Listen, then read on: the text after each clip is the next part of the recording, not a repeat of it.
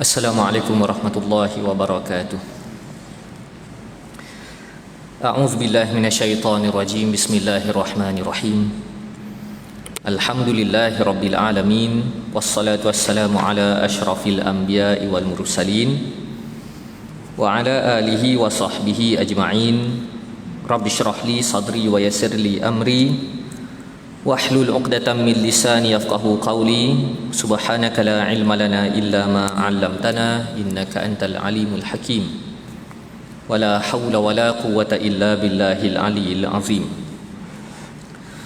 Qala Allah subhanahu wa ta'ala, wa laqad ba'atsna fi kulli ummatir rasula an i'budullaha wajtanibut taghut. Allah berfirman, dan sesungguhnya kami telah utuskan bagi setiap umat itu Rasul, masing-masing membawa seruan, abdikanlah diri kepada Allah dan jauhkanlah diri dari taghut. Sadaqallahul azim. Yang berusaha Tuan Nazir, yang dimuliakan Tuan Imam, Tuan Bilal, ahli jawatan kuasa, seterusnya pimpinan masyarakat, hadirin yang dimuliakan oleh Allah sekalian. InsyaAllah kita sambung pembacaan kitab Ar-Rahiqul Maktum, kitab sirah yang dikarang oleh Syekh Mubarak Furi rahimahullahu ta'ala. Kita sambung dalam perbahasan misi hijrah yang pertama yang dijalankan oleh para sahabat radhiyallahu anhum ajma'in ke Habsyah, iaitu sebelum berlakunya hijrah ke Madinah. Baik, kita sambung pada bulan Ramadan tahun yang sama, merujuk kepada tahun kelima kenabian. Nabi SAW keluar ke Masjidil Haram, dan di sana terdapat ramai orang Quraisy yang sedang berkumpul, termasuklah para pembesarnya. Secara tiba-tiba baginda bangun, berdiri di kalangan mereka, lalu membaca surah An-Najm. Ini merupakan percubaan awal Nabi SAW mengkumandangkan bacaan Al-Quran yang boleh mencairkan jiwa masyarakat Arab selaku masyarakat yang pandai menilai nilai sastra bahasa Arab. Ketika itu Nabi membacakan surah An-Najm. Padahal sebelum ini pengikut-pengikut pembesar musyrikin Quraisy belum pernah mendengar kalam Al-Quran. Jadi kita perlu faham, dari tahun awal kenabian sehinggalah tahun kelima kenabian, Nabi berdepan dengan pembesar-pembesar Quraisy. Pada masa yang sama, pembesar-pembesar Quraisy itu menjalankan polisi arahan supaya pengikut-pengikut mereka jangan cuba-cuba dengar apa yang keluar daripada mulut Nabi Muhammad SAW.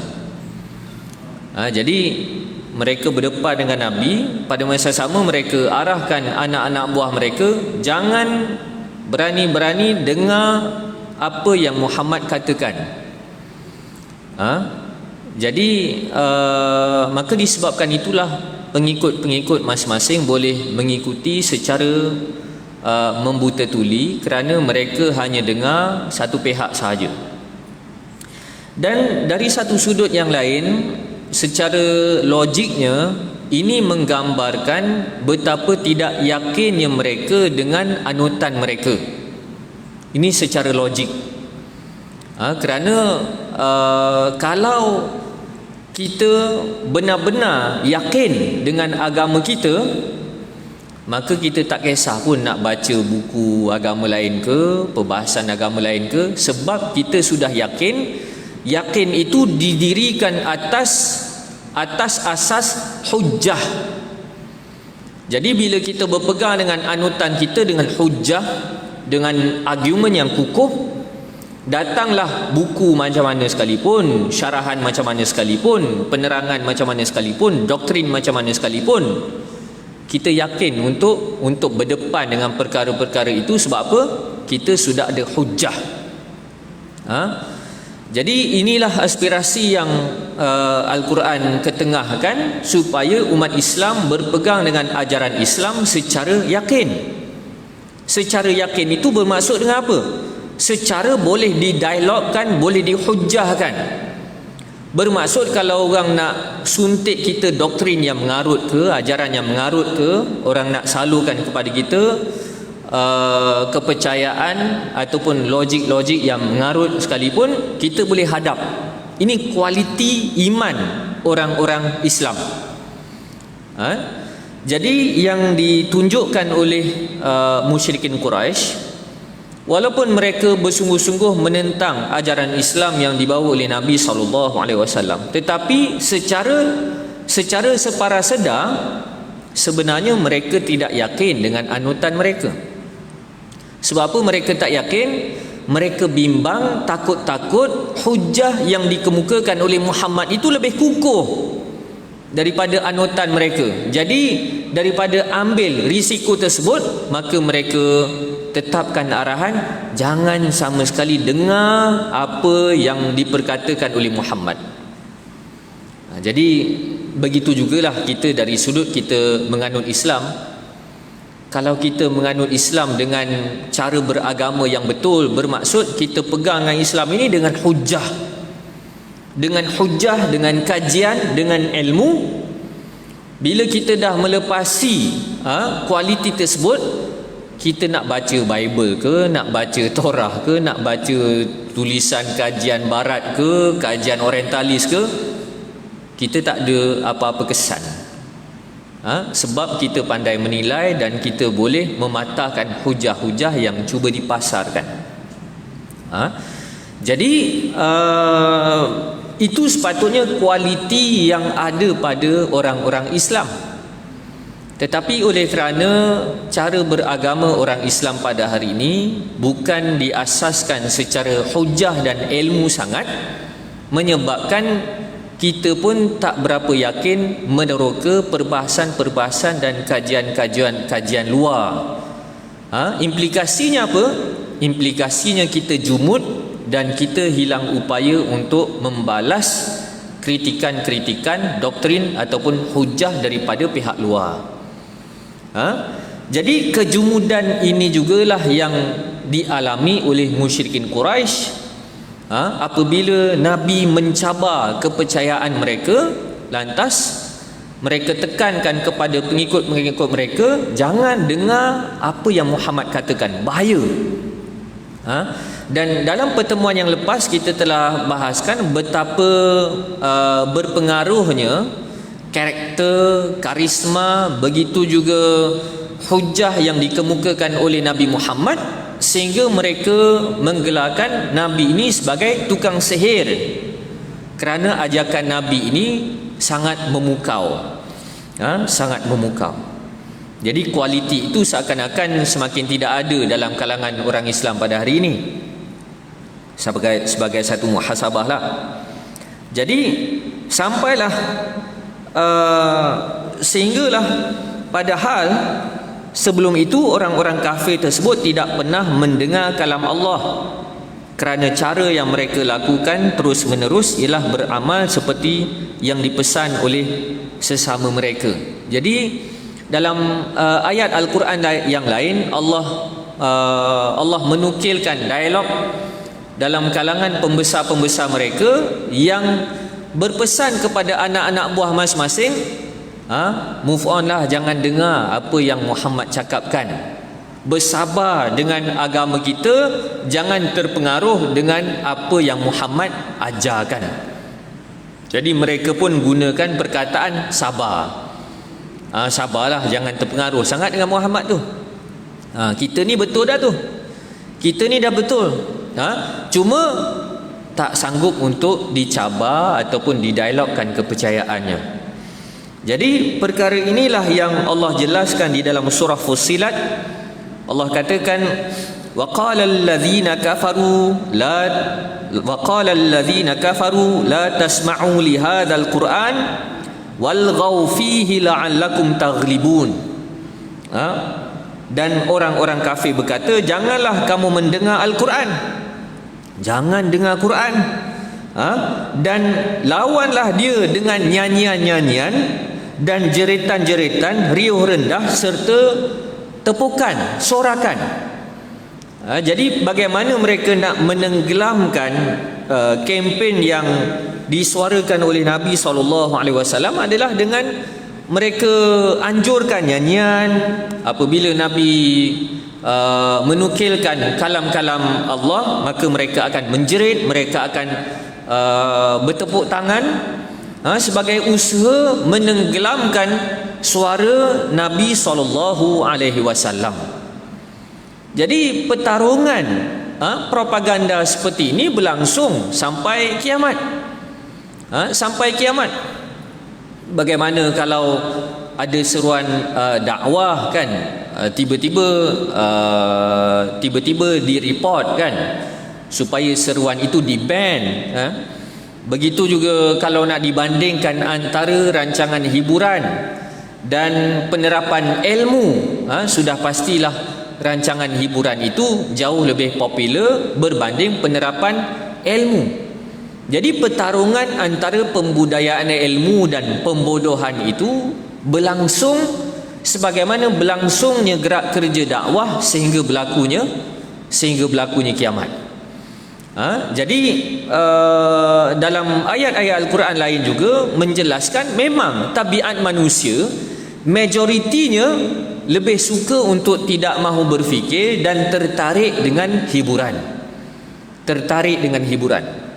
Maka disebabkan itu kalau kita nak berdakwah, kita janganlah meletakkan angka itu sebagai perimeter utama. Kadang-kadang orang kecewa kan, buat live dakwah ke, live kuliah ke, yang tengok 3-4 orang je kan, 3-4 orang je. Lepas tu dibandingkan dengan rancangan hiburan puluh-puluh ribu yang tengok.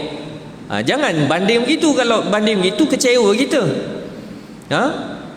Dan kalau kita bandingkan dengan sirah dakwah para nabi dan rasul, kita akan menyedari perkara itu biasa sahaja. Itu merupakan tabiat dakwah. Jadi kita selaku pendakwah ni jangan banding-banding sangat.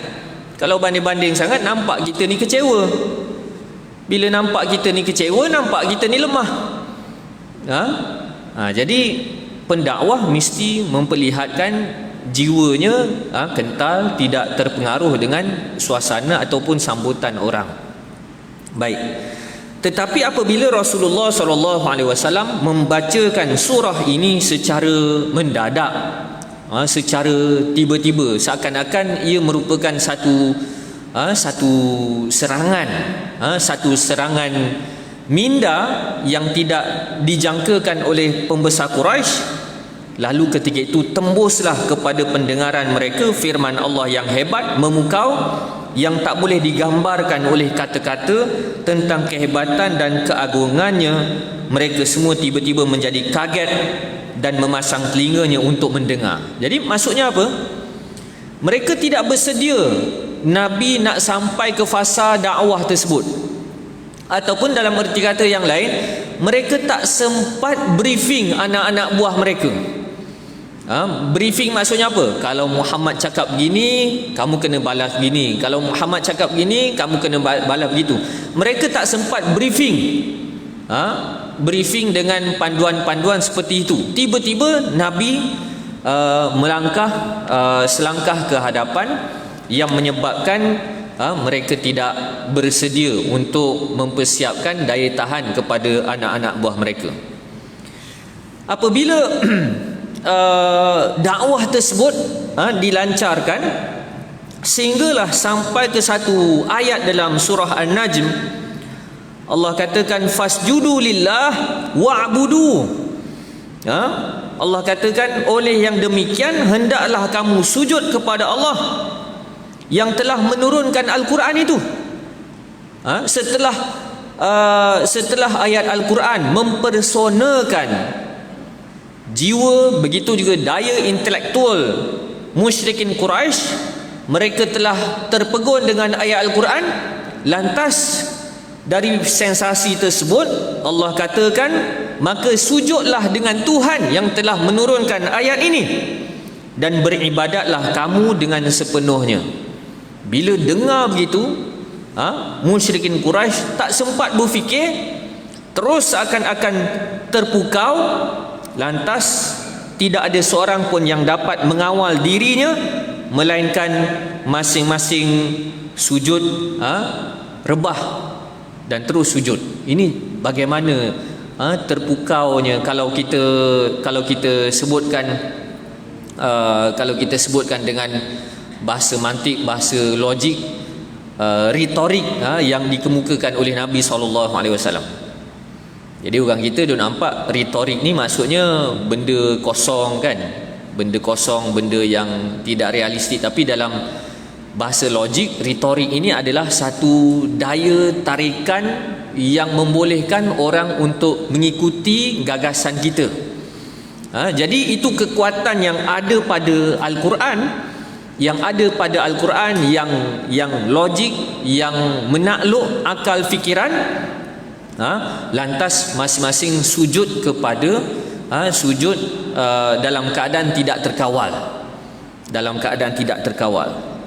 Baik, apabila masing-masing sujud, maka selepas waktu sujud itu tidak sedar. Lepas masing-masing dah sujud, masing-masing baru terfikir, apa yang kita buat ni? Jadi ini maksudnya terpukau. Akibat peristiwa itu, mereka menerima kutukan dan celaan bertubi-tubi dari segenap segi oleh orang-orang musyrikin yang tidak hadir menyaksikan. Jadi masing-masing yang dengar apa yang Nabi sebutkan itu, semua sujud. Kemudian bila dah sujud tu menyesal kan. Kemudian orang-orang yang tidak ada dalam majlis tersebut pakat maki yang sujud. Apa pergi sujud? Muhammad cakap pun pergi sujud. Terpengaruh sangat dengan apa yang Muhammad sebut tu. Padahal dia orang tak rasa.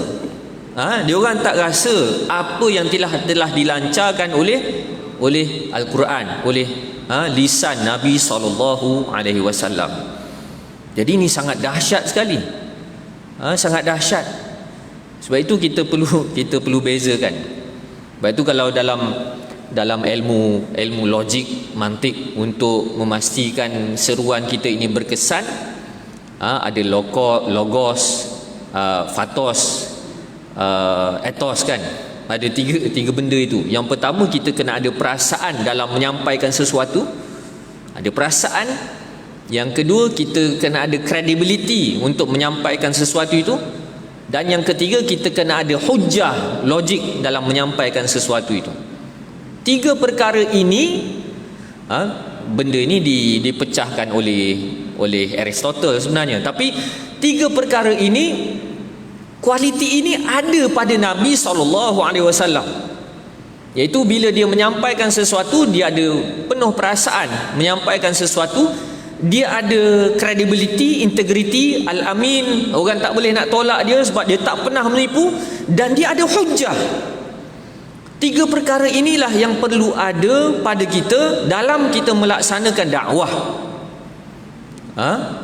Cuma kalau kita tengok masalah orang Islam hari ini, banyaknya dia ada perasaan je.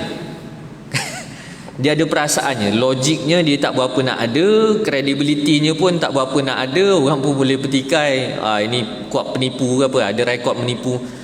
Banyak perasaan. Maka disebabkan itu hujah tidak berapa, dakwah tidak berapa berkesan.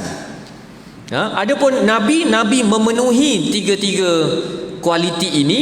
Maka disebabkan itulah musyrikin Quraisy bila berdepan dengan Nabi sahaja kalah, tidak terkawal, kerana ada kualiti dalam mempengaruhi orang. Jadi karisma inilah yang cukup ditakutkan oleh pembesar-pembesar Quraisy, yang cukup takut. Maka disebabkan itu mereka tuduh Nabi ini sebagai tukang sihir, kerana sangat memukau. Sangat memukau. Apabila pakat sujud belaka, maka peristiwa itu menjadi viral. Menjadi viral, termasuklah cerita ini tersebar pada para sahabat yang telah berhijrah ke Habsyah. Jadi sebelum bulan lepas kita telah ceritakan bagaimana para sahabat pergi ke Habsyah untuk dapatkan suaka politik dengan Raja Najasyi kan.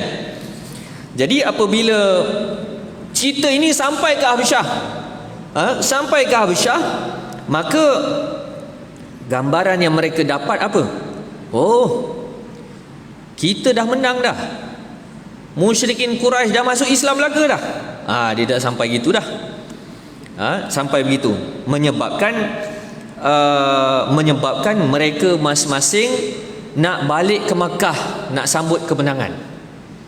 Nak sambut kemenangan. Ni viral yang tak betul lah ni kan.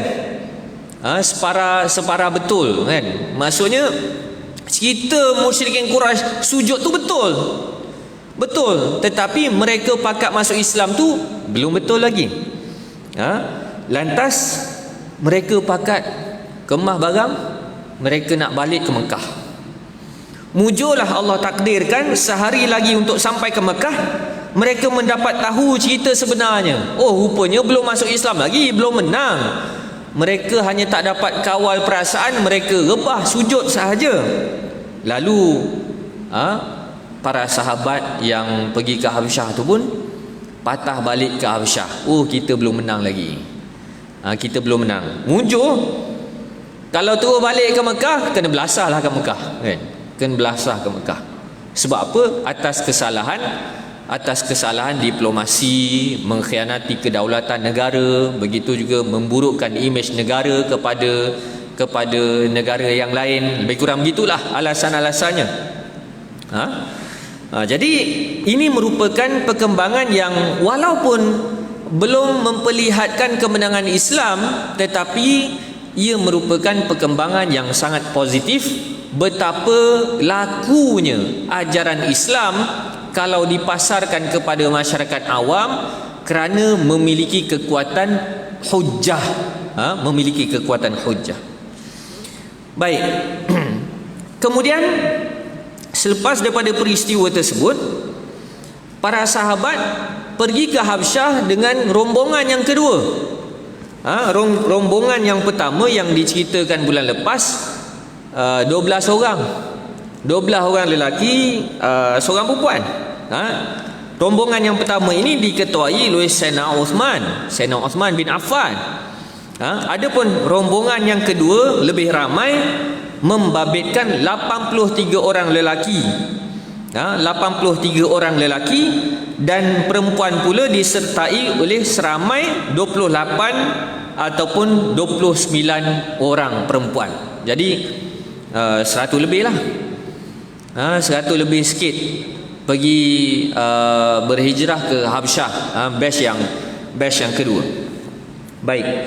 Dengan perkembangan tersebut, musyrikin Quraisy rasa tak puas hati. Tak boleh jadi.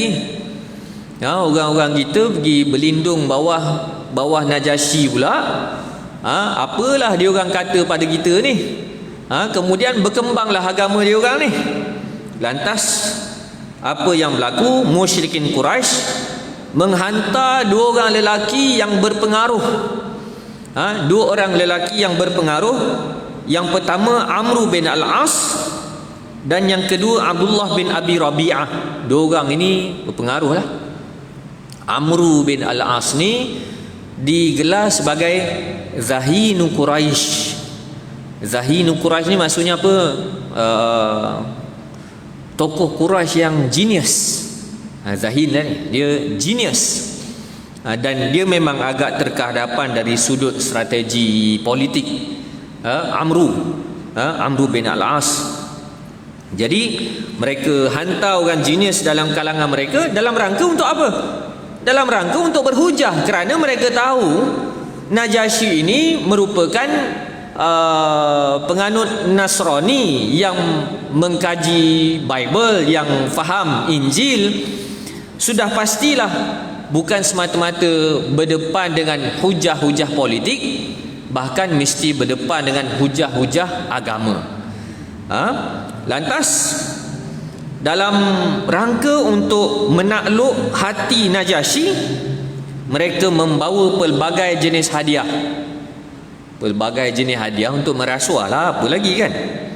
Maka setelah menyampaikan hadiah tersebut kepada para pembesar Najasyi, di samping mengemukakan alasan-alasan mengapa perlunya orang-orang Islam diusir, dan kemudian barulah mereka dapat bertemu dengan Raja Najasyi. Jadi ini amalan politik sejak zaman-zaman. Nak jumpa dengan orang besar, kena bayar, kena bagi rasuah dulu dekat orang keliling besar tu. Sebagaimana Amru dengan Abdullah bin Abi Rabi'ah nak jumpa Najasyi, kena bagi rasuah dulu pada orang keliling Najasyi ni. Dan inilah yang berlaku dalam amalan politik daripada dulu sampai sekarang. Daripada dulu sampai sekarang. Kadang-kadang orang besar tu tak minta apa-apa pun, tapi yang keliling tu minta macam-macam tu. Jadi disebabkan itulah, belum apa-apa mereka dah bawa rasuah, dah bawa hadiah, tapi sebenarnya rasuah.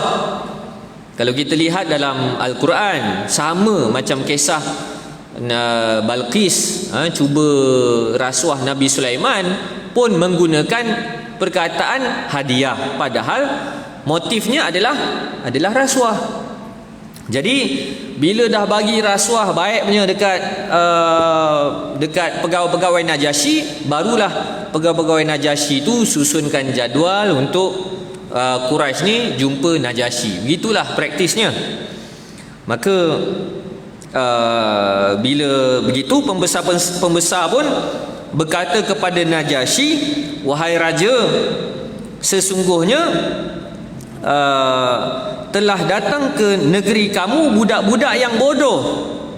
Budak-budak yang bodoh, mereka telah meninggalkan agama kaum mereka dan tidak pula menganut agama kamu. Jadi ini logik yang cuba diketengahkan oleh kepentingan musyrikin Quraisy kepada Najasyi. Mereka cuba membangkitkan, wahai Najasyi, tak berbaloi pun kamu susah-susah nak bela orang-orang Islam ni. Sebab apa? Orang Islam ni dengan keluarga dia, dengan anutan nenek moyang dia pun, dia boleh khianat. Pada masa sama, dia pun tak memperlihatkan minat pada agama kamu, wahai Najasyi. Jadi apa kepentingan kamu nak jaga pengikut-pengikut Muhammad ni? Jadi kalau sekali dengar nampak logik. Kalau secara politik pragmatiknya memang tak ada kepentingan pun untuk Najasyi ini membela, memberi suaka kepada pengikut-pengikut Nabi Muhammad sallallahu alaihi wasallam. Maka kemudian para pembesar Najasyi pun cuba untuk mengukuhkan lagi dakwaan tersebut. Mereka berkata, kedua orang ini orang yang betul. Siapa? Amru dan Abdullah bin Abi Rabi'ah. Dua orang ini betul. Memanglah betul dah makan rasuah, betul terus lah. Belum dihujahkan, belum didialogkan, betul terus. Memanglah sebab dah dapat rasuah. Kalau kita bandingkan hari ni, barangkali pegawai ni dah dapat, seorang dah dapat Mercedes, seorang dapat BMW, seorang dah dapat projek gitu kan. Dah dapat bisnes sana, bisnes sini. Betul teruslah jadinya. Itu tabiat manusia begitu. Tak berubah daripada dulu sampai sekarang. Jadi, wahai tuanku, serahkanlah orang-orang itu kepada mereka berdua. Jadi pemudah cara. Tak payah banyak bincanglah, wahai tuanku Najasyi. Serah je buat-buat Muhammad tu pada dua orang ini. Sebab apa? Sebab tak ada kepentingan. Biarlah mereka bawa pulang kepada kaum dan negeri mereka. Lunaskanlah permintaan dua orang duta.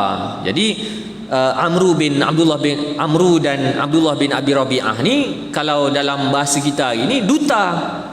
Bukan sebarang orang. Jadi serahkan pada duta. Kita pun tak nak ada masalah dengan negara Mekah. Kita tak ada masalah, tak nak ada masalah diplomasi. Jadi serahlah, jangan susah-susah lagi. Maka Najasyi ini dia masih lagi berpegang dengan saki-baki ajaran, kalau kita nak bagi mudah, ajaran Islam lah. Sebab bila dikemukakan soal Nabi Isa ke apa, Raja Najasyi pun tak mengaku Nabi Isa ni sebagai Tuhan. Jadi asas-asas ajaran Islam yang diajar oleh Nabi Isa itu masih lagi dipegang oleh Najasyi. Begitu juga akhlak politik yang diajar oleh ajaran Islam tetap dipegang oleh Najasyi. Untuk membuat apa-apa penilaian dan tindakan hukum, kena dengar dua pihak dulu. Jadi Najasyi pun kata, sebelum buat apa-apa keputusan, agama apakah yang menyebabkan kamu sanggup bercerai-berai daripada kaum kamu? Dan kenapa kamu tidak masuk agamaku dan agama-agama yang lain? Jadi Najasyi pun panggil sahabat Nabi yang berlindung bawah negara Habasyah, Ethiopia itu, dan Najasyi pun mula tabayun. Tabayun, tanya agama apa sebenarnya yang menyebabkan kamu ni tegar sangat sampai sanggup bercerai-berai daripada kaum keluarga sendiri, anutan nenek moyang sendiri. Dan kenapa kamu tak nak ikut agama aku? Kalau dah percaya sangat dengan perlindungan aku, ikut je lah agama aku.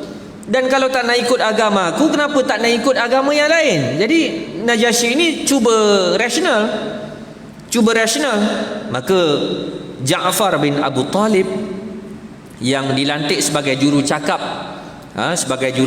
bagi pihak Islam pun berkata, wahai tuanku Raja Najasyi, kami dulunya adalah kaum jahiliyah. Kami sembah berhala, makan bangkai, kami buat amalan yang keji, kami memutuskan silaturahim, suka buat naya ke jiran tetangga. Orang yang kuat tindas orang yang lemah, itu hukum kami. Hukum rimba lah kan. Sehinggalah sampai satu masa Allah mengutuskan kepada kami seorang Rasul.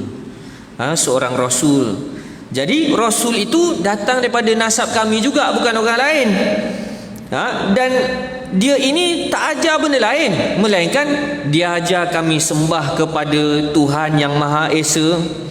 Dia suruh kami tinggalkan perkara-perkara yang buruk. Dia suruh kami sanjung kebenaran. Dia suruh kami untuk tinggalkan keberhalaan dari batu berhala. Dia suruh kami bercakap benar, menunaikan amanah. Dia suruh kami menghubungkan silaturahim, buat baik dengan jiran tetangga, menjauhkan perkara yang haram, jauhkan diri daripada pertumpahan darah, jangan buat zalim, jangan jadi penipu, jangan buat keji, jangan makan harta anak yatim. Semua ajaran-ajaran asas yang sangat masuk akal disenaraikan oleh Ja'far. Jadi mesejnya apa? Kami tak buat salah apa-apa, wahai raja. Kami tak buat salah apa-apa. Muhammad ni datang kepada kami, ajar kami jadi manusia balik, jadi orang baik.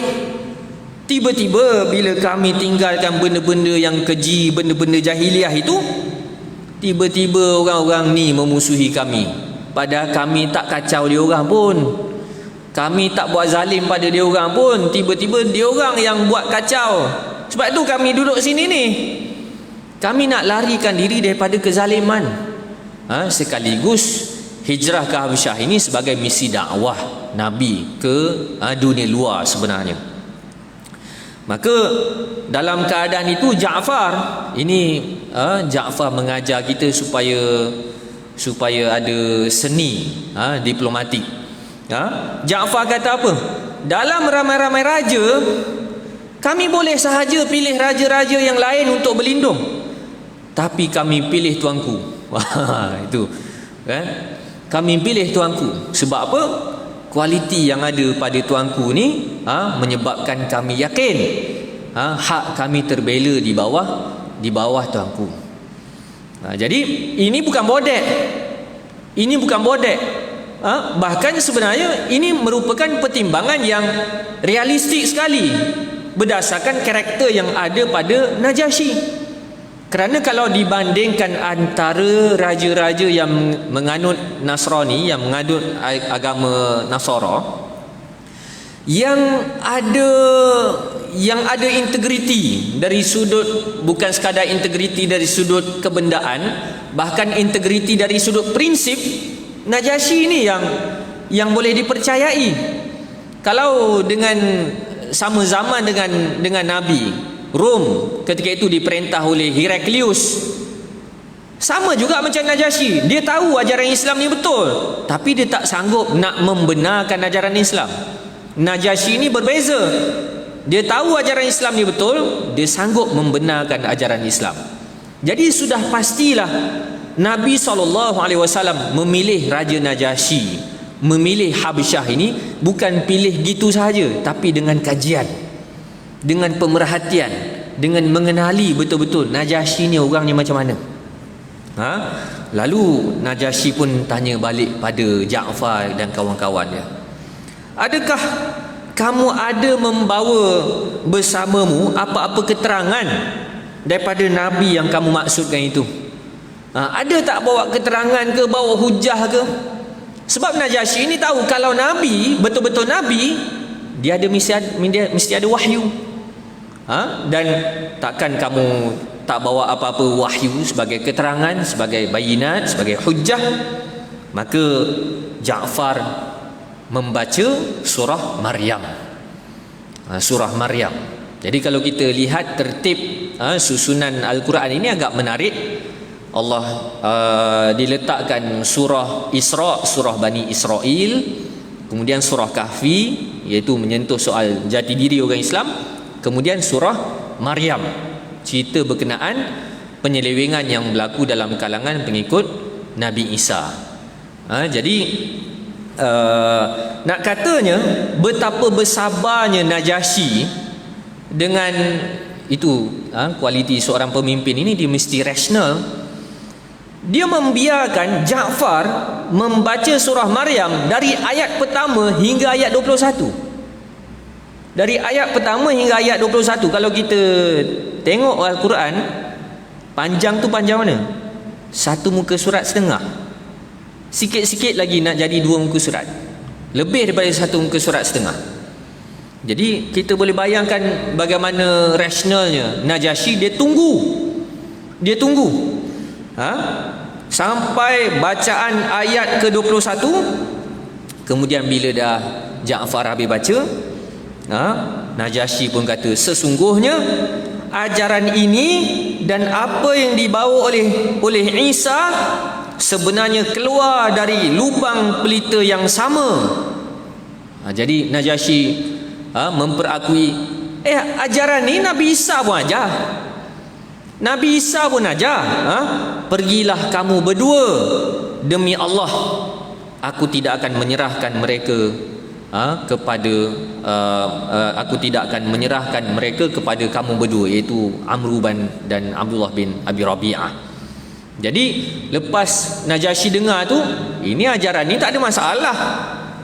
Isa pun ajar benda ni. Isa pun ajar benda ni. Demi Allah, aku takkan serahkan pengikut-pengikut Muhammad ni kepada kamu berdua. Dia orang tak buat salah apa-apa. Jadi ini kekuatan yang ada pada Najasyi. Walaupun orang kelilingnya dah makan rasuah dah. Dah makan rasuah dah, tapi dia tak terpengaruh dengan nasihat-nasihat sesat orang keliling. Dah habis waktu ke? Berapa? 4 minit lagi. 4 minit lagi. Baik. Bila betul kan? 10 minit lagi.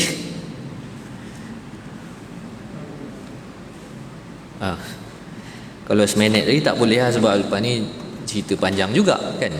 Cerita pasal Raja Najasyi tak habis. Cuma antara cerita yang mengharukan dalam sirah Nabi ni adalah cerita Raja Najasyi.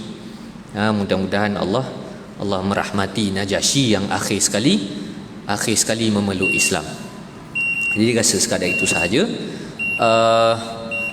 Minta apa kutipan demi isu Palestin pada hari ini, ya. Minta kutipan, mudah-mudahan semua itu disalurkan ke tempat yang betul. Jadi kat belakang ada tabung. Tak sempat nak cerita pasal Palestin sebab polisi sekarang azan terus berhenti. Wallahu a'lam. Assalamualaikum.